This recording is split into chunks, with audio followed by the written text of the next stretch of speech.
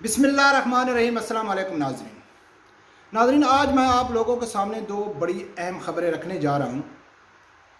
एक तो शेख रशीद का फ़ैसला हो गया है कि वज़ारत दाखिला से शेख रशीद की लॉटरी लग गई है फरदौश आशिक अवान की तरह। अभी वो चंद दिन का मेहमान है। क्यों लगी है, किस लिए लगी है और शेख रशीद को लाया किस लिए गया था, पूरे सबूत के साथ मैं आप लोगों को बताऊँगा। दूसरे नंबर पे जो अल्लामा खादिम हुसैन रिजवी साहब के जो छोटे साहबजादे हैं हाफिज़ अंस रिजवी, वो कल एक प्रोग्राम में थे। तो जो तहरीक लब्बैक के एक मेन क़यादत थी, यानी कि एक अहम रुकन थे, वो एक गवर्नमेंट को वार्निंग दे रहे थे। तो उस वार्निंग के दौरान जो हाफिज़ अंस के एक्सप्रेशन थे, जो उसका रोब था, वो बहुत मैनी खेज था, वो देखने वाला था। क्योंकि उसका वो रोब एक्सप्रेशन देख के मुझे याद आ गया कि इमरान खान साहब कहते थे कि जब 92 वर्ल्ड कप में के फाइनल में जब मैं जा रहा था तो मैंने टाइगर का टी शर्ट डाला हुआ था, मुखालिफ टीम के ऊपर दबाव डालने के लिए, प्रेशर डालने के लिए, यानी कि उनके ऊपर रोब जमाने के लिए। ऐसे एक्सप्रेशन इमरान खान साहब ने दिए थे। तो वो सेम इसी तरह एक बच्चा है बिल्कुल, और उसके एक्सप्रेशन आप देखोगे, उसका रोब देखेंगे तो यकीन कर आप बिल्कुल दाद दिए बगैर नहीं रह सकोगे।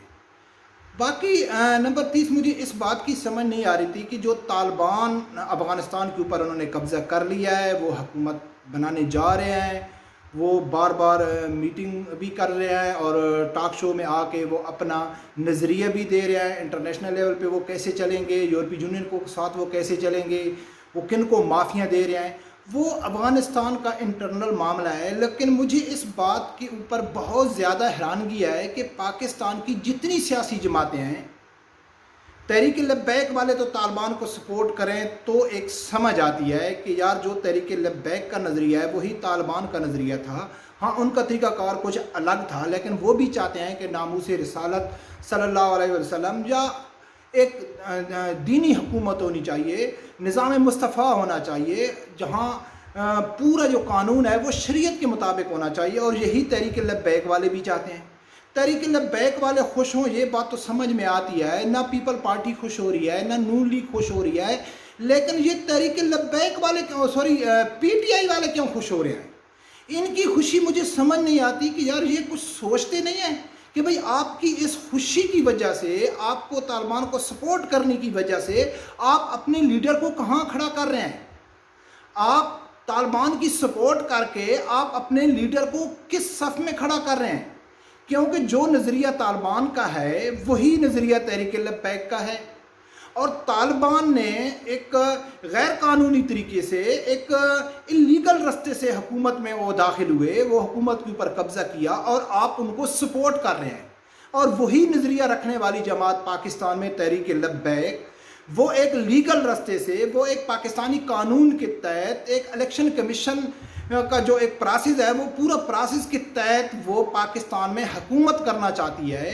लेकिन आप लोगों ने उसको कालअदम करार दे दिया। उनके जो जितने मेन क़यादत है, आप लोगों ने उनको जेल के ऊपर झूठे पर्चे बना कर डाल दिया।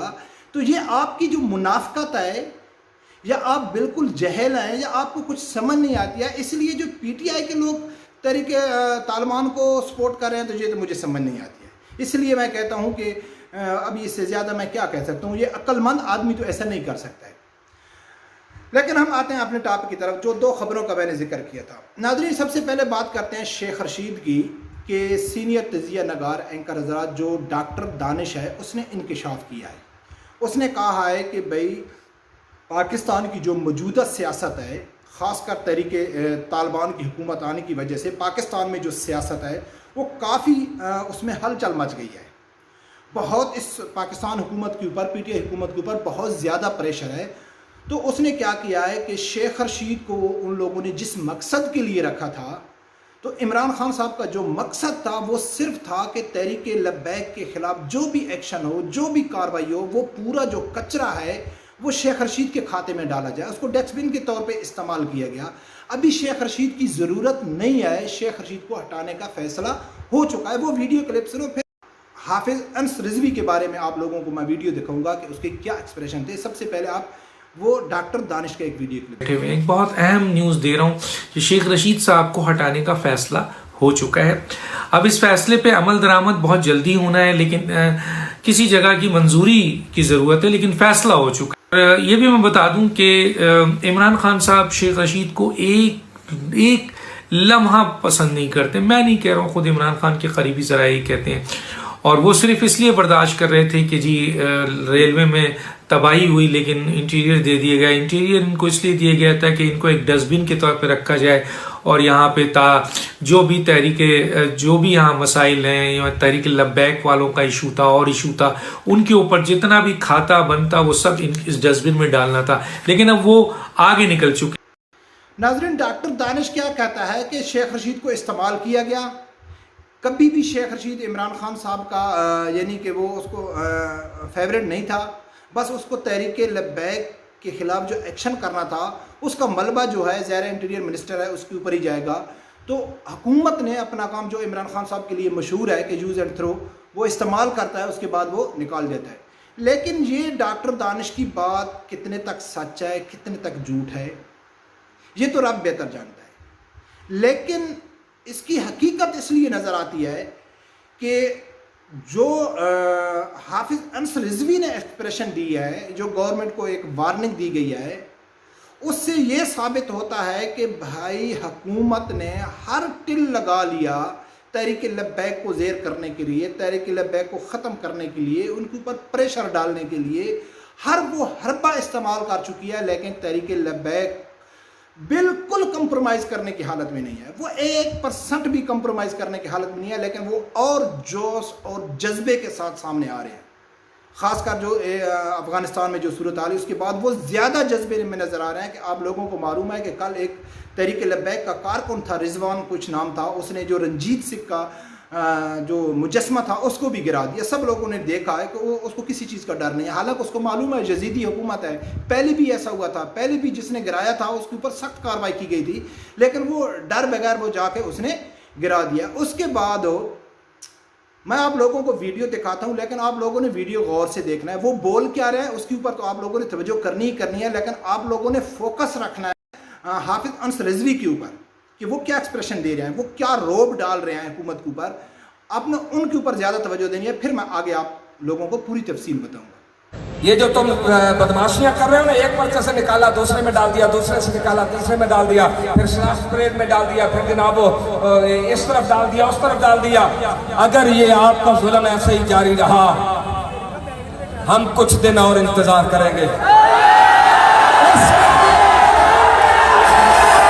ہم کچھ دن اور انتظار کریں گے.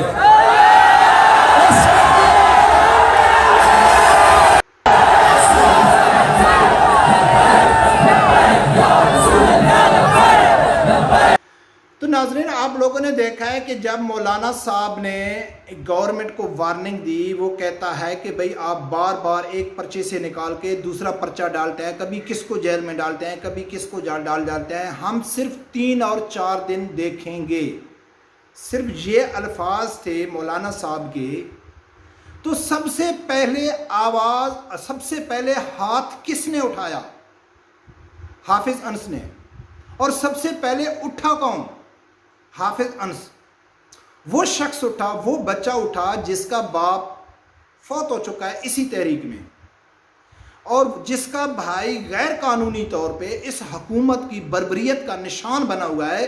وہ جیل میں آئے. اور ہاں، اگر وہ کسی اور کیس میں ہوتا، کسی ذاتی دشمنی کی کیس میں ہوتا، تو ہم یہ کہتے کہ ہر آدمی کا کوئی بھائی، چاچا، ماما جیل میں ہوتا ہے، کیس چلتا ہے، وہ جیت جاتے ہیں، وہ کرتے ہیں. لیکن حکومت انتقامی کارروائی لے رہی ہے. اس کو اچھی طرح معلوم ہے کہ میرا باپ فوت ہو چکا ہے، میرا بھائی جیل میں آئے. بہت سارے تحریک لبیک کے جو کارکن ہیں وہ جیلوں میں آئے، ان کی مین قیادت جیل میں آئے. وہ ایک بچہ ہے. تو سب سے پہلے اس نے ہاتھ اٹھایا، سب سے پہلے اس نے کھڑا ہو کے اپنے ایکسپریشن دیے، روب ڈالنے کی کوشش کی کہ بھئی ہم ڈرنے والے نہیں ہیں، میں سب سے آگے ہوں. جیسے علامہ خادم حسین رضوی صاحب سب سے آگے ہوتے تھے، لیڈر سب سے آگے ہوتا ہے، اس کے بعد سعد رضوی سب سے آگے ہوتے تھے. تو آج یہ بچہ ہے، یہ بچہ کہتا ہے کہ کہ اسی کو دیکھ کے دوسرے جو ممبر بیٹھے تھے وہ بعد میں اٹھے. تو اس بچے کا آپ حوصلہ دیکھو, اس کا یعنی کہ آپ ہمت دیکھو, اس کا نظریہ دیکھو, اس کی یعنی کہ اب کیا کہیں. حالانکہ یہ بچہ تھا, یہ نیچے ایسے منہ کر کے بیٹھا ہوتا, اس کو معلوم نہیں ہوتا, اس کے ساتھ سینئر آدمی بیٹھے ہوئے تھے, لیکن سب سے یہ بچہ بولتا ہے کہ سب سے آگے میں ہوں, مجھے پرواہ نہیں ہے کہ میرا بھائی جیل میں آئے, مجھے کسی چیز کا ڈر نہیں ہے. آپ مولانا صاحب حکم کریں, آپ آرڈر کریں, سب سے پہلے میں آگے جاؤں گا. تو ناظرین, یہ ہوتا ہے لیڈر. اسی لیے سعد رضوی صاحب کو علامہ خادم حسین رضوی صاحب کی جگہ بنایا گیا تھا. یہ عمران خان صاحب کی طرح لیڈر نہیں ہے کہ مشرف دور میں جب جلاؤ گھراؤ شروع ہوا تھا تو وہ کئی ویڈیو میں ذکر کر چکا ہوں, ابصار عالم کو اس نے انٹرویو دیا تھا, تو عمران خان صاحب ایک جگہ میں چھپے ہوئے تھے. جب اس کو انٹرویو کے لیے بولا گیا تو وہ کہتا ہے ہاں آپ میرا انٹرویو کر سکتے ہیں, ایک تو بتانا کسی کو نہیں, گاڑی چینج کر کے آنا, موبائل کا سوئچ آف کرنا, اس سے بیٹری نکالنا, پھر اس میں سم نکالنا, پھر آ کے میرا انٹرویو کر سکتے ہیں, کیونکہ میں لیڈر ہوں, میں ایک قوم کو لیڈ کر رہا ہوں, اور میں ایک چوہے کی طرح بل میں چھپا ہوں. اور یہ ایک بچہ ہے جو ایک 17 سال کا بچہ ہے, وہ سینہ تان کے بیٹھا ہے کہ آپ سر حکم کریں, آپ حکم کریں, سب سے پہلے میں آگے ہوں گا. تو میرا خیال ہے گورنمنٹ کو سمجھ آ جانی چاہیے. اس کے ساتھ افغانستان میں جو ایکسرسائز ہوئی ہے وہ ایک زندہ مثال ہے ہماری حکومت کے پاس. تو میں لاسٹ میں یہی کہوں گا کہ عمران خان صاحب کو میں یہ کہنا چاہتا ہوں کہ عمران خان صاحب بار بار فیلڈر چینج کرنے سے, آپ کبھی کس کھلاڑی کو کدھر بھیجتے ہیں, کس کھلاڑی کو کدھر بھیجتے ہیں, تو آپ فیلڈر چینج کر کے بھی آپ میچ نہیں جیت رہے ہیں. تو میں سلیکٹر کو یہ مشورہ دینا چاہوں گا کہ تھوڑا کپتان کو چیک کر کے دیکھو, کپتان کو تبدیل کر کے دیکھو, ہو سکتا ہے کہ یہ میچ پاکستانی ٹیم جیت جائے. لیکن سلیکٹر کپتان کو چینج نہیں کر رہا ہے, لیکن کپتان بار بار فیلڈر کو چینج کر رہا ہے. تو لاسٹ میں یہی ناظرین میں کہوں گا کہ رب پروردگار سے یہی دعا ہے کہ اللہ تعالیٰ ہر آدمی کو حق کے ساتھ کھڑے ہونے کی توفیق عطا فرمائے. اللہ